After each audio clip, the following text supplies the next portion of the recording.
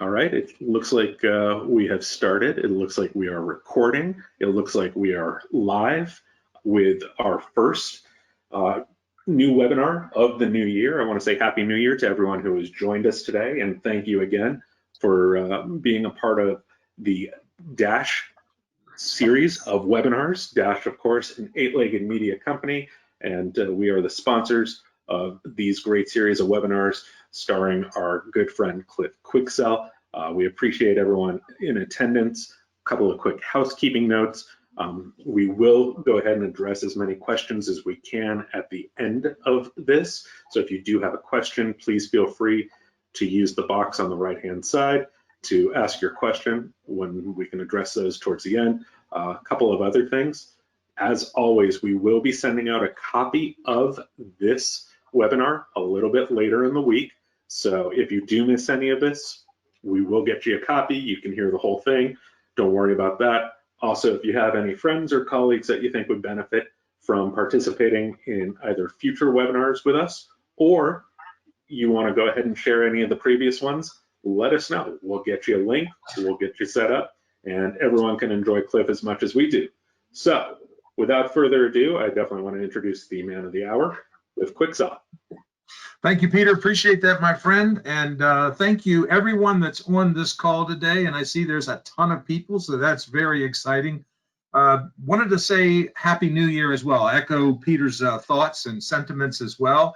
This is our first of many webinars. This is the first one of the new year. And again, we are very, very excited. We have an amazing, amazing lineup of education that's going to be coming out every 2 weeks. And again, these are all sponsored by Dash. And we're very appreciative of all their efforts in believing in us and believing in our messaging and what we have to bring to the table, because, you know, the goal here is, and everything that I do, everything that we're doing collectively is all about the betterment of your company, for you to drive the most profitable company possible with the least amount of headaches, etc. So with that said, let's get cracking. Today, as we know, there's a lot of issues, a lot of challenges that we're facing, and marketing is one of them. You know, how do we go to market and how do we do it successfully? Our presentation today on 7 marketing fails, how to identify and prevent those mistakes, is going to be, we're not only going to share with you what, and there's more than these 7, but these are the ones that I've identified, the things that I've heard most from people on a regular basis, of things that they encounter, problems that they have, issues that they're facing. And what I've done is I've identified the top 7, and not only identified them, but I'm going to give you a couple of examples on how you can fix it or how you can prevent it. You know, the thing is, if you walk away from this webinar just learning 1 or 2 nuggets that's going to make your business better, then you know what? This 25, 30 minutes that we spend together is going to be well worthwhile. So we're going to talk about the marketing pitfalls. We're going to talk about prevention tactics, as I talked about a second ago. And, you know, how do you prevent this? You know, it's nice to know that there's a problem, but what people really want to know is, okay, I see that there's a problem. How do I fix it? We want to talk about developing a sound message and a protocol, making it relevant and engaging for the customers, determining clients' needs, what they want and what they desire, as opposed to what we think they want and what we think they desire, but really identifying those client needs. Also, we're going to talk about for having the best success, how do you create these timelines that are really going to be critical, and making sure that the messaging goes out in a very timely way and that you can follow up accordingly. Lastly, the reality is there are some things out of your control. And we'll discuss that in a few, with a couple of great case histories, and laced through this whole presentation are just that, some really nice case histories that kind of tie the whole presentation together. So I want to tell you a little story. Before my son went into OCS, his Officers Candidate School for the Navy, he now, I'm very proud to say, flies helicopters for the Navy, and he's stationed down in Norfolk. We were out on a dad-son weekend. We went skydiving, we went deep sea fishing and whatnot. And my buddy owns a charter boat, and it was just my son and I, and the first mate and the captain. And we were out there, and I was looking at my buddy Frank, and I said, Frank, you know, there's 2 of us on the boat. Why do you have 25 lines in the water?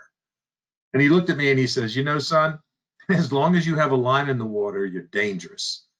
And my very smart son looks at me and he goes, boy, Dad, that sounds a lot like what you preach to people all the time about marketing. Isn't fishing a lot like marketing?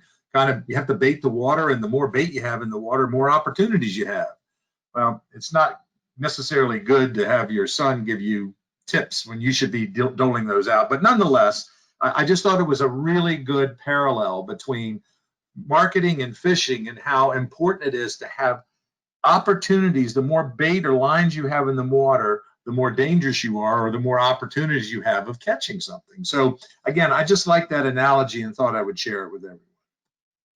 Okay, so number one issue, the wrong message for the audience. Sometimes we feel, we come up with these messages and sometimes that they're not relevant to the specific target audience. And we have to be very, very mindful of that. So what's the prevention tactic? It's important for you to do ample research, and you're going to hear that line on multiple slides because most people fail to do the background work. And that is where the rubber hits the road. You have to do the research. The more research that you do, and now you can get kind of nutty with that, but if you're doing ample research, guess what? You're going to really be able to identify what's most important to the audience. It's important, again, to know their audience, know their market, who are they targeting, things of that nature. And also what I find is to be an excellent way to look at these things is how do we go about identifying the pain points? And those pain points, in my opinion, are the things that you can create the messaging around, because then at that point it becomes very, very relevant and you have a better chance of engagement. So having the wrong message for the specific audience is the number one issue, or an issue. Now, there are no bad ideas, not necessarily, but here's an example of something that actually happened. Imagine if this landed on your desk in a box and you opened it up. This was an actual marketing piece that was done by a firm in Germany that their whole focus was, let me see if I can remember this. They do things that are related to data breaches. So the whole marketing piece here was, this says the time is running out before your data is breached, basically. And so they mailed this out to several businesses within a certain geographical area. But the crazy thing is the clock was running. So imagine all of a sudden, in theory, yeah, I get it. It makes a lot of sense, but it didn't when all of a sudden it landed on someone's desk and they see this moving clock, and all of a sudden something that looks specifically like a bomb was not a good idea. In fact, reading further into the article, the bomb squad had to be activated. There was 2 embassies and a couple of businesses that had to be evacuated. And the funny thing was the marketing director, when they asked the question, said, they said, what in the heck were you thinking? He said, I never thought people would take me serious. Well, you know what? There are some, so again, great idea. I get the messaging about, time is running out, but maybe you could have done something just a little bit less, like maybe a clock or an hourglass or something like that. Wrong product, wrong concept, sort of right message, but not the right way to go about it. So here, like I said, I'm going to mention to you some really good creative promotions that are very targeted, and you'll see the difference in what we're talking about. So this right here was a piece that I designed years ago for a tennis club. They were having specific issues with getting people to getting members, because that, in any type of membership organization, that's a critical key to success. There's attrition, you have people leaving and coming. You want to be able to get as many new members as you can, but you want to be able to do it in a very cost-effective way. So what was interesting, this particular club was sending out brochures, 5,000, to an audience within a 50-mile radius of the club. They were going to get they were getting about 2% response rate. And of that 2% that they got probably 2% of those people that would actually sign up. So all in all, they would get probably 2 new members with their mailing. Now, if you think about it, not a bad thing if you do a custom brochure and you're getting 2 new members. Now, it costs them in real numbers like $5,000 to do the mail piece and the printing and whatnot and do the mailing. So they would get 2 new members. It cost about, when you figure the attrition rate was 6 years, the overall spend over that period of time, each member on average would spend roughly $21,000 with the membership fee plus the money that they would spend over the 6-year period. So the thing is, in order to get that person, they had to spend $2,500 to get that person that would spend $21,000 of a projected potential income, if you will. So what we did is we came back and we decided to do something like this, a little bit more of a dimensional package that was targeted, had a tennis ball in it, a membership club, membership card, and without getting into all the details, this particular piece was targeted to 300 particular buyers, or excuse me, potential members that fit all of the profile demographics. In this particular case, they generated 25% of the people they sent it to, or 75 new members, almost for the same amount of money that they spent to do the 5,000 brochures. Now, if you look at the numbers, the reality was getting those 75 new members, nothing really changed. It was generally $21,000 for every new member on average. So if you do the math, 75 new members at 21,000, it's about $1.5 million in projected revenue.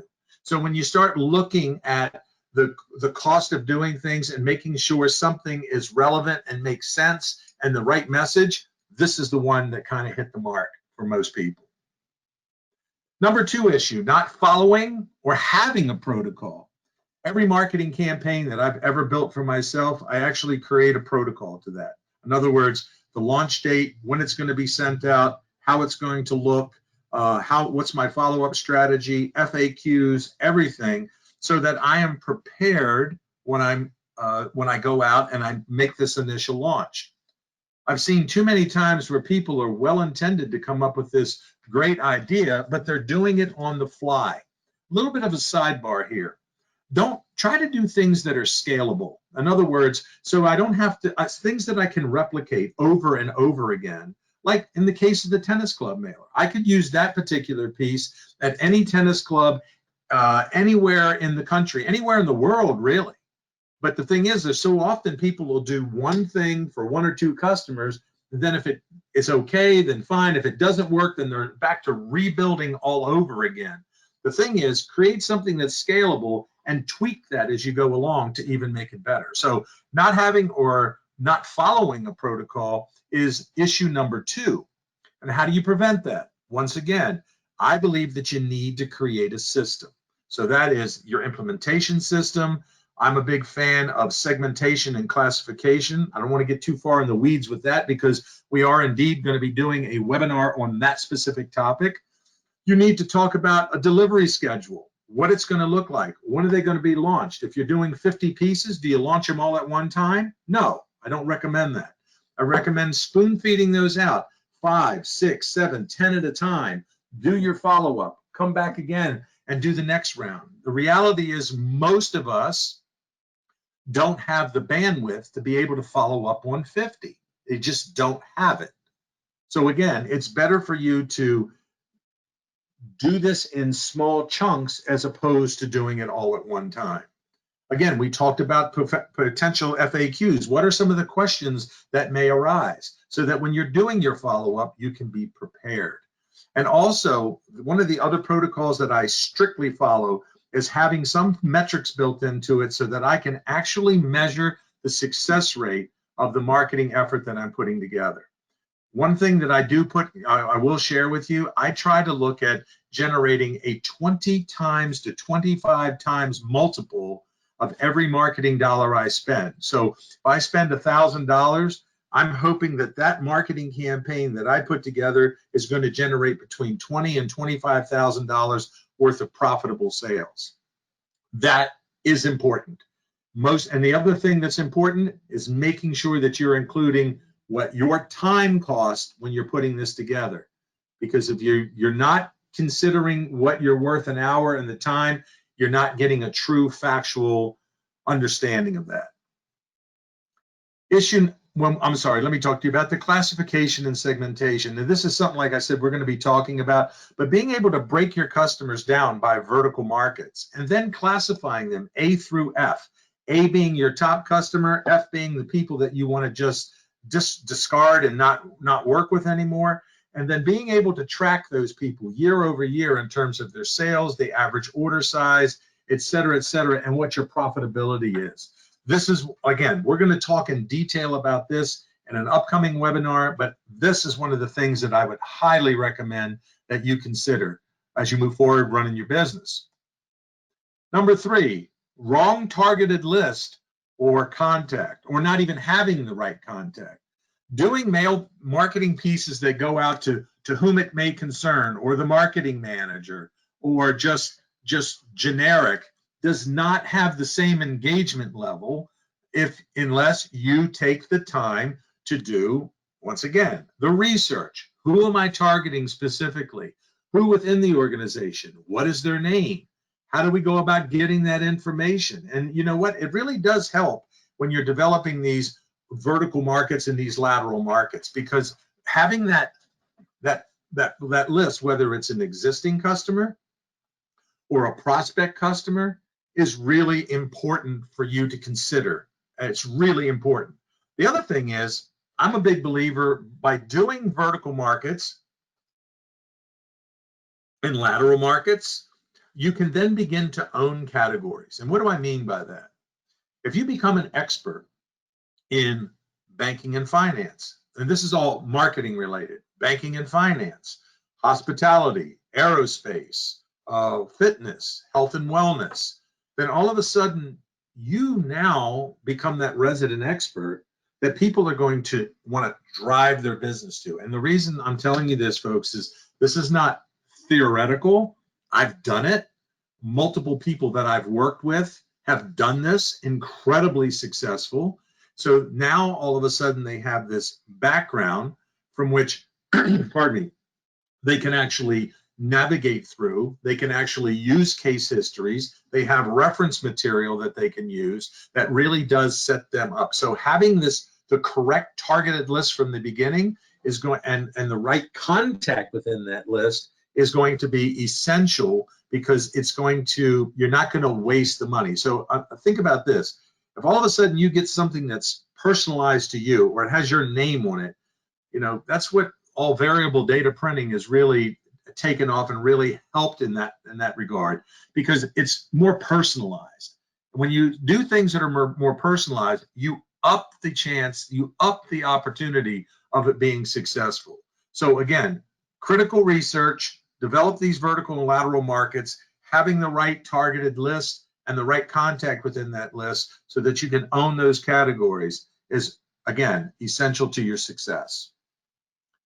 Here's another creative marketing promotion. Let me share this with you. And this is targeted to law firms. So this is a marketing piece that I developed some time ago. It is really interesting that it's just a small piece, about 5 by 7. It looks like a briefcase. That's printed little label on there that looks like a sticky note. It says the jury is out. We targeted specifically law firms that were big enough to have a marketing director. And believe it or not, I was shocked when I first did the research on this many, many years ago, that there were law firms that actually had a marketing department. Never thought of that, but it was incredible. Now, this is the piece that we put together, but on the inside, it really does connect the whole audience. So the jury is out, now you be the judge, and on the inside, it says at the very bottom under the gavel, give us 15 minutes to state our case and judge for yourself. The whole idea here is, how do we go about putting something together that when we put it in somebody's hand, it's targeted and relevant? Now, could you use this for other organizations, like just generic a marketing piece to a marketing director? Certainly you could, because the whole concept about the jury is out, people understand. They certainly understand that colloquialism or that idiom, but you can see how much this would resonate more with someone in that particular field. And the beauty about what we do in this industry is that you're not limited by, you're only limited by your imagination. And, I've had people tell me, oh, those are kind of silly. I had one person, a buddy of mine that used this particular piece, got a call from a law firm down in Florida.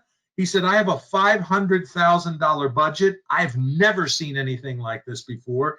And we target other law firms. And I think this would be an amazing piece. All they had to do is change the graphics, change the imagery at some level, because this is all marketing related. So maybe there was just a different messaging, but just think about it. The opportunities can be, I'm just telling you, the opportunities are astronomical if you just are willing to take a little bit of a chance. But doing things like this that are relevant make a lot of sense. Number 4, failure to follow through in a timely manner. This is one of the deal killers. How many of you have experienced going to a trade show, speaking to a vendor at a trade show, and 2 things, coming back from the trade show and you're back a week and all of a sudden you get literature from the vendor that says, we'd love for you to come by, stop by our booth number 567 and talk about all the new things that we have. You've already been to the show, it's a week long, you come back, and now a week later, you're getting the marketing information. Bad, the timing is terrible. Now, and the other thing too, how many times have you gone, asked and requested for things, they've marketed to you, you've asked them for information, and now 3, 4, 5 weeks, month and a half go by, you still don't have the samples, you still don't have the quote, et cetera, et cetera. Guess what? Failure to follow through in a timely manner is a deal killer. You have a very short window of time to be able to do the follow-up. That's why it's important to have the protocol in place, that when I ship those 5 pieces out on a Monday, I've already done my due diligence and research and know it's going to take about 5 days to get there. On the 6th day or the 5th day, you're calling. If you really want to make sure that you're doing a good job, send it via tracking. Put tracking on it so that you know when it lands, so that you can pick it up. You can pick up the phone, or you can send an email, or whatever your second stage of contact is. You can do that immediately. Without that, you are going to you're going to waste money, because I can tell you 2 or 3 days after they get it, it's going to, I mean, think about ourselves. After 2 or 3 days, it's going to just absolutely go by the wayside and they're going to forget. Prevention tactic. Trust your protocol. If you set the timing up and you've done the proper research, guess what? You are less likely to fail. Make sure that you're reviewing this on a regular basis so that you modify when needed. Like, for instance, right now, if you said something and the post office tells you, oh, it's going to be there in 3 days, you can pretty much guess that that's not the case. It's probably just based on what we're dealing with the COVID issue, and just shipping times are all messed up at this point. So you may want to buffer that a little bit. You may want to track that a little bit. And so you may have to modify and so that you're making sure you're doing this timely. Sometimes it's not a good thing to call too early as well, because then all of a sudden it appears that you're kind of rushing the process. So you have to kind of narrow that down. But again, you're going to need to modify. And one of the things that I like about this is, if you're starting to do this and you do this regularly, I know it helped me, and that is to develop great time management habits. Because I would put this in my database, I would put this in my CRM in my computer, and I would sit there and I would make sure that I was very diligent about following up. And guess what? Nothing got in the way of this. If I sent out 5 pieces and I knew I was going to follow up with those, I sent them on Monday and I was following up Thursday, I had in my calendar when I was going to do the follow-up. Because the reality is, if you send out 5 pieces, the likelihood is it's going to probably take you 30 minutes to contact 5 people. Some people you're not going to be able to talk to. That's fine as well, but you're going to have them in the queue to follow up with in the future or a couple days later. But once again, nothing stands in the way of the short of something wrong with a family member, somebody sick, something you have to do. But this thing about, oh, I got busy with email, that's not a good excuse. You need to make sure that you're following up with this timely. Believe me, people take notice of that. Issue 5, lack of sales skills to close the sale. Now, this really has, one of the things that I really think is important is to understand marketing, in my estimation, is the tool that opens the door of opportunity. Your sales skills and your sales ability is the thing that actually takes that opportunity and then you close the deal. If all of a sudden you're sending out 10 pieces and you get 8 people that respond, or you get 8 connections and nobody buys, that could mean a couple of things, but you can't blame it on the marketing. The marketing did its job. I had that happen a couple years ago where I did a nice marketing piece for a consulting client that I was working with, and they had 10 salespeople. We put this whole thing together, and they would send it out, and that literally happened. Each person got 10 of these pieces. I did my due diligence follow-up with each of them after they had sent them out and done their follow-up, and the one person said to me, yeah, it was okay. I mean, I sent out 10, I got 8 responses, but nobody bought anything. Well, wait a minute, the marketing did its job. That was an 80% success rate. So the question is, perhaps you need to hone your sales skills a little bit better, or maybe they didn't follow up, and there's a lot of factors that could have played into that. But if the marketing's getting an 80% return, you certainly can't blame the marketing. So I would say, in conjunction with one another, you're really going to need to look at your sales skills and that ability to be able to harness and close that sale. So what is the prevention tactic? Well, number one, I truly believe in my heart that you have to believe in what you're doing and believe in your offering, because being passionate about what you do, that's like what I do right now when I'm selling or if I'm doing webinars, I believe in this stuff. I'm passionate about it. And people have told me before, after I get off the webinar with you, man, I feel like I just want to go after it. Well, that's infectious, because people like being associated with people and companies that believe in what they do and believe why they do those things. The other thing too is you need to continually educate yourself. As a trainer, as an educator, as a consultant, I'm constantly online looking for webinars. I'm looking for blog posts, coaching opportunities for me, where I'm hiring coaches that help me, better my craft.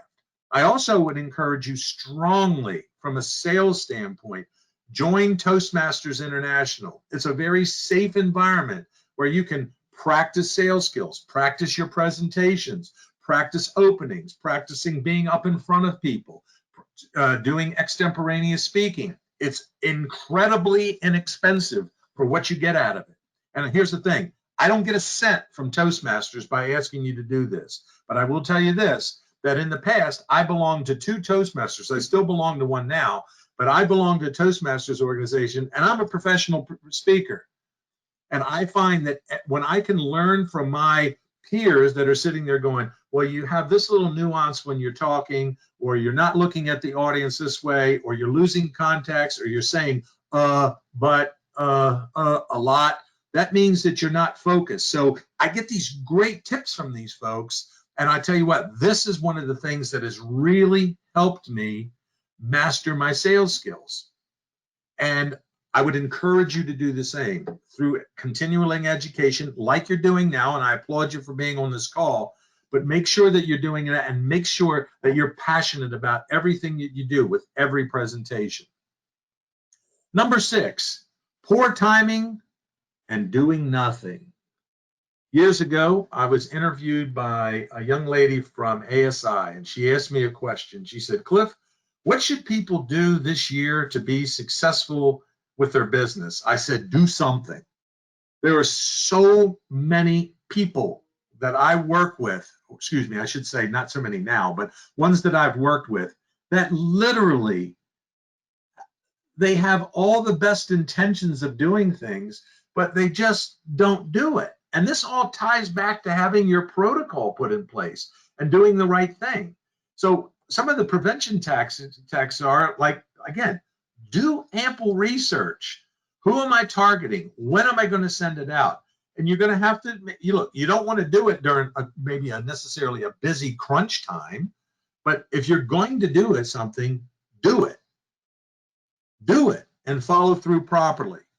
The other thing is make sure that you pick the correct launch date. Again, let's say that Expo was going on and we were all going to Expo, right? You might still want to send out one piece or two pieces while you were there, or maybe there was a different strategy. Well, now that we're not doing Expo this year, the bottom line is, if you were going to Expo, you might have a whole different marketing strategy for going to Expo. So you might want to put a direct marketing campaign on hold until after you got back. Maybe after you got back, the marketing strategy would be, we're going to do an email, we're going to do a postcard, and then we're going to do a sample box that goes out to everyone. Whatever the case may be, but you want to make sure that your timing is correct. The third thing is, you need to adjust that if you need to. But here's the thing, and also do something and pick up the tools. I guarantee you, every single one of you have a marketing, what I call the closet, the marketing closet. What's in your closet? If it's sitting there on the shelf, it's wasted money. If it's been sitting there for longer than 30 days, it's wasted money. That's opportunities that are sitting there. And I guarantee you that there are so many cool things you can do from a marketing strategy if you just apply yourself properly. I'm going to show you a great case history of one of my friends / clients that her and her partner did a remarkable job with some stuff that was sitting in her closet. So again, by leveraging your community, putting these things together, you'll find that it's absolutely amazing opportunities for you are sitting right in your hands. So my friends Shauna and Terry own a company in Ohio, and I was doing my year-end consult with them when we were setting up their strategic plan for the upcoming year. And this was done about 1.5 years ago, but I asked the question, what's in your closet? And I remember Shauna looking at me and saying, what does that mean? I said, look, I know you have a promotional closet with quote unquote goodies in there. So what do you have? So we wandered back, her and her partner Terry and I, three of us went back there. And what was really interesting is they had, like everybody, mugs and pens and all that. And I noticed these small, like 4x4 by 2-inch black boxes. I said, what's in there? She said, oh, those are binoculars. And I said, Terry, how long have they been sitting there? And they kind of looked at each other and kind of snickered and said, I think about 10 years. 10 years had been sitting on their shelf. And so we sat down and we started brainstorming, what can we do with these things? When you think about what do you do with binoculars? What are some of the things that you could do? One of the things that came to mind as we were having our brainstorming session is bird watching. So they came up with this remarkable concept about creative marketing doesn't have to be elusive. So they put together their graphic designer does a remarkable job, put this piece together, and on the inside they had the binoculars, but look at how it all ties together. Creative marketing doesn't need to be elusive. Let's get together and chirp about it. And so what they did is they put the binoculars inside a bed of green raffia, and then they did this series of cards where they tied these birds together, but this was based on each of these birds represented a different capability in their office because they realized that the vast majority of people that they work with had no idea of all the things that they could do. And I would contend that I'm going to go out on a limb, 98% of the people that you work with have no idea of all the things that you do. This is one of the things that plagues a lot of distributor and marketing companies is that we have all these service offerings, but our clients don't know that we do it. So nonetheless, they put this piece together and they started a program where they would mail this out with a cover letter on the inside asking that we would love to get together and talk to you over lunch, and we'll bring in lunch for you and your team. We'd like to talk to you about all the things that we do and just have an open lunch conversation. They were getting 70% of the people that they were sending this out to were just clamoring to have them come in. It was a most successful program. Now, you could have easily sent the binoculars out and say, here's a gift from us, thought you'd like it. No, we're going to take it to a different level. And again, utilizing the stuff that they had in their closet with the ingenuity, creativity to put together this stellar box.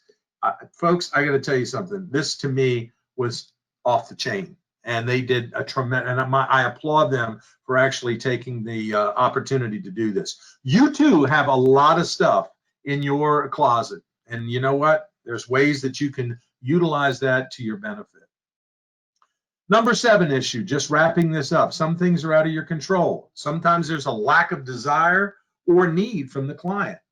And that happens. You know, we've had customers say to us all the time, hey, you know, we'd love to be able, yeah, we're happy with who we do business, right? We're already happy with somebody that we're doing business with, but that's not a no. That, in my opinion, that's a maybe. So if you don't have the opportunity to ask some quality questions and dig a little deeper, you may have things that you may have uncovered some things that maybe their current vendor's not using. So if somebody says not at this time, I don't give up. They're still in my queue until somebody tells me I'm really happy. I really don't want to hear from you again. I'm going to continue to market to them. And the thing is, I look at that as like we talked about on the onset. Those are lines of opportunities in the water. How do I create that? So make sure, again, that you have the right targeted list, the right audience, the right person within that, and you're addressing the pain points. So let me give you another case history about not giving up. Because somebody said that, you know, we're happy with we want to do business with, I put this piece together that was, and it's had so much success, and I recommend people do this, is that we put together this piece that said second isn't last. When we last spoke, this is a microfiber cloth. When we last spoke, you mentioned you were happy with your current vendor. We appreciate your loyalty, but we'd love to be your second choice. I don't mind being somebody's second choice. You know, as long as somebody, if I can stay connected with somebody, I want to do that. We actually created a postcard that mocked this thing. So this microfiber cloth overlaid on top of the postcard. This was all put into a clear envelope. And then all you'd have to do is address it, the label, pop it on there with first-class postage and mail it out the door.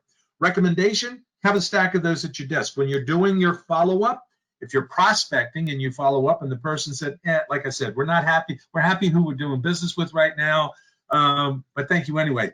The next thing I'm doing is I'm popping this in the mail. I'm going to send it to them anyway, and then I'm going to have that's a next touch point. Then I'm going to have another touch point when I follow up and say, hey, I just wanted to make sure that you received our piece. Our second isn't last piece. And again, I understand that and I value the fact that you have the relationship with your current vendor, but again, I would love to be your second choice. This, a friend of mine sent out, and she told me that the construction company called her 3 days after she had mailed this and said, our current vendor cannot deliver. Would you be willing to give us a price on doing these jackets that we're looking for? It turned out to be a $30,000 order for jackets. Now, to me, folks, it's worth the money to send out something like that because, again, you're tossing the bait out in the water. You just don't know who's going to bite. So once again, that's what I want you to consider as you're moving forward, not giving up and doing the things that you need to do to be successful. So our final thoughts and takeaway today. Number 1, develop your marketing plan. If you don't have one, do it now. It's never too late to do that. I've had people that I've worked with that have been in business for 15 years that did not have a marketing plan, and we sat down and we broke it down, and now they're doing remarkable, very profitable, and very successful. Create your own unique marketing position, and I would say by going vertical or lateral. And again, we'll be doing webinars on this to explain this in more detail. Or if you have a question, feel free to reach out to me.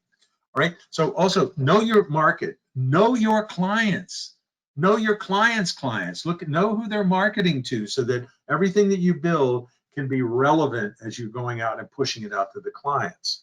I think that it's important for you to start today. Get motivated. Don't stop. Continue. Establish protocols. Follow those protocols and certainly tweak as you need it, and develop a belief, a passion, and an excitement for every single thing that you do. And believe me, folks, when I tell you, that is infectious. Pete, I'm going to wrap this up. I want to know if there is any questions. Hey, Cliff, great presentation as always. And we do have about a half dozen questions here. And Okay. So I will let those rip and let you address those. If any other questions do come up afterwards, I know you'll give an email address and people can reach out directly to get those addressed. But here's what we have today. First question, how long should you use the same message to the same audience? When you do make a change, should you first change the message to the audience or change the audience for the message? Wow, that's a lot. So I think that I like doing multiples, like multiple steps that all kind of tie in together. I wouldn't necessarily change the message or the clients. I would just, well, maybe at some level you need to tweak the message. But I think if you do the due diligence in the proper format on the front end, the likelihood is you're not going to need to do. I mean, literally, when I tell you the time and effort that I put in to doing the research, and that's I think where most people fail. They don't do that. I rarely have marketing campaigns that come back doing less than 30, 35, 40% success rates. And I think a lot of that has to do with the research that I do on the front end. Wonderful. Next one's going to be a shorter answer. Can we get a copy of your classification segmentation spreadsheet to use for our business? Yep, all you have to do is send me an email. I'm happy to do it. Perfect. Next question. After a show like Expo, how do you differentiate your follow-up from all the other noise that attendees will be getting? You mean the end user, the noise that the end user is getting? Yeah, I mean, from other exhibitors that they may have had conversations with, as well as any other place where your name may have ended up on a list that you're going to get a number of follow-ups from. How do you make sure?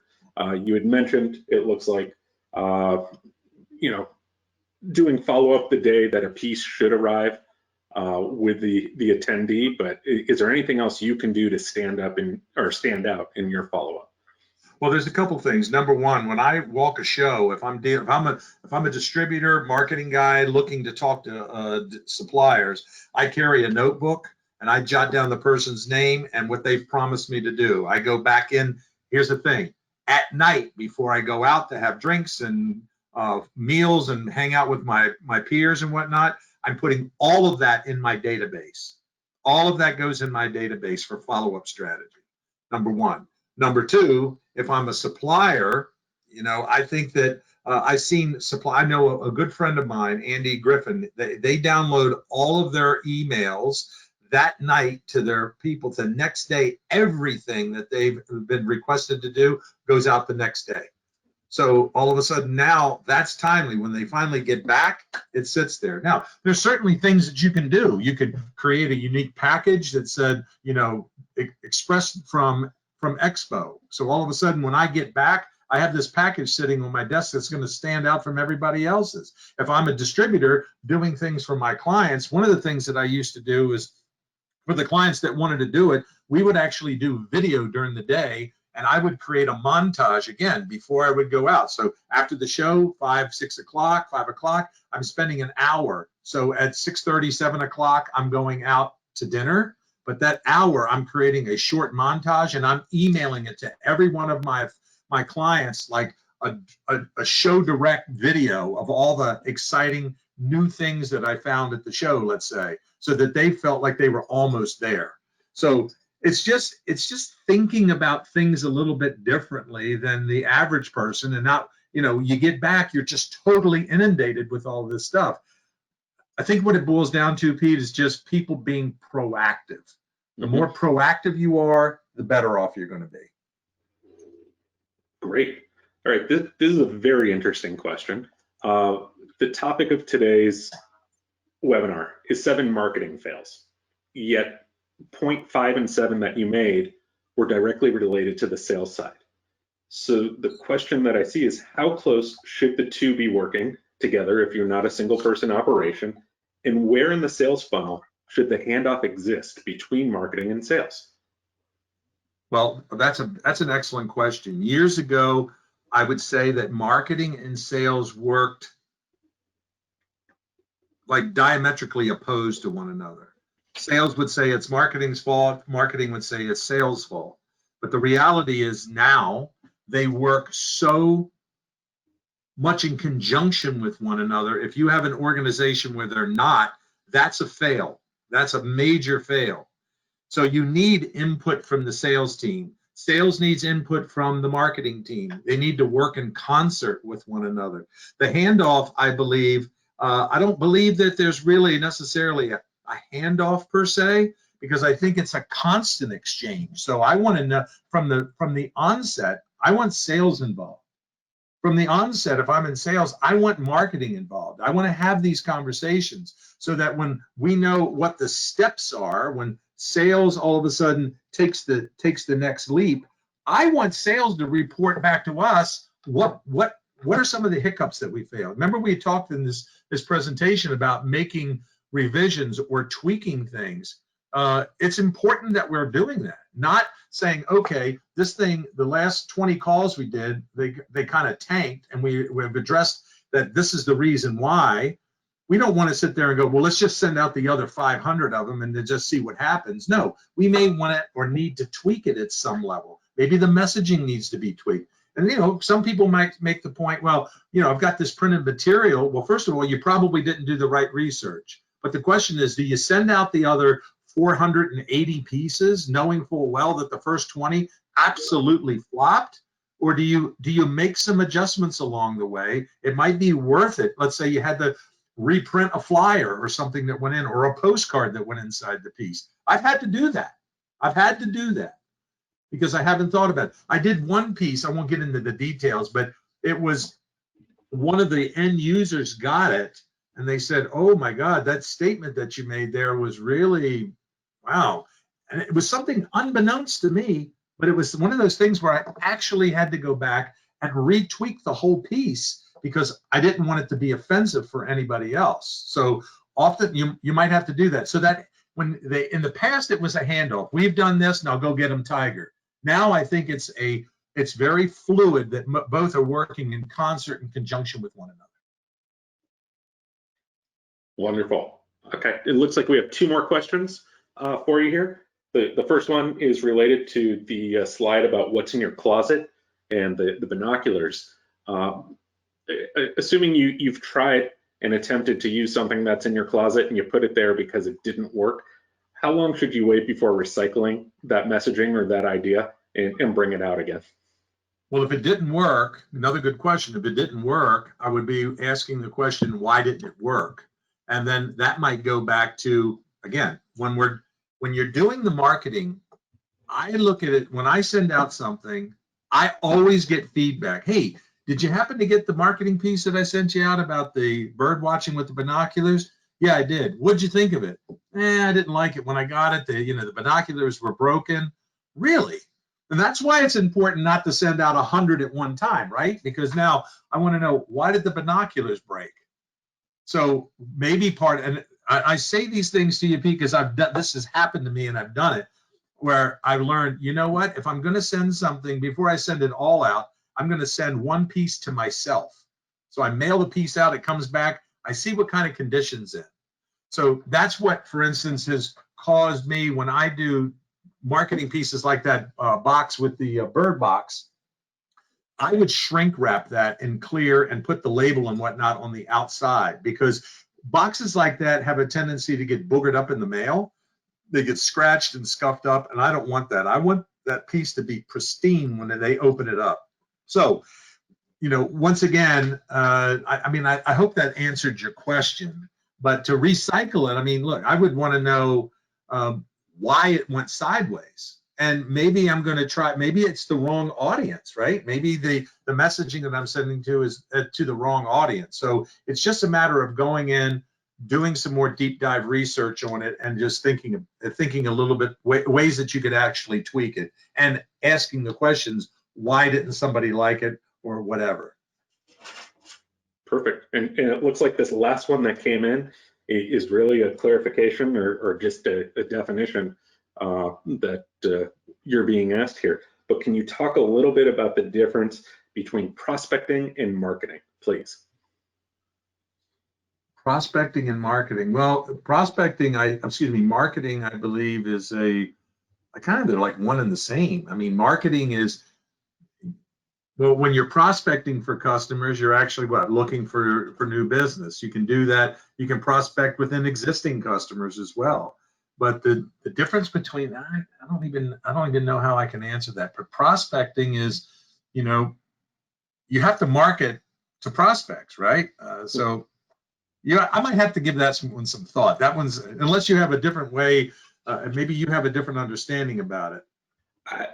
I don't. I can give you the information on the person who asked the question, but I'm guessing because you use the two, maybe they are interchangeable for this presentation, and it's just a matter of the vernacular. But I will get you their information, and we can reach out for further clarification. All right. Well, that's great. Yeah. So that is the last question. Cliff, thank you again for your time, for your insight, and for another absolutely wonderful webinar. We appreciate you. Yep. So let me also say, I want to thank everybody, if you don't mind, for coming to our presentation today. And I also want to thank you and the team at Dash for your sponsorship of my webinars. I really appreciate it. By the way, on January 19th, which is in 2 weeks, we're going to be doing the webinar answering the question, what's my business worth? A lot of people have asked me that, and we have a special guest, a friend of mine, Rob Nickey, who is a financial guy and really knows his stuff. He's the president of a company called CEO Consulting.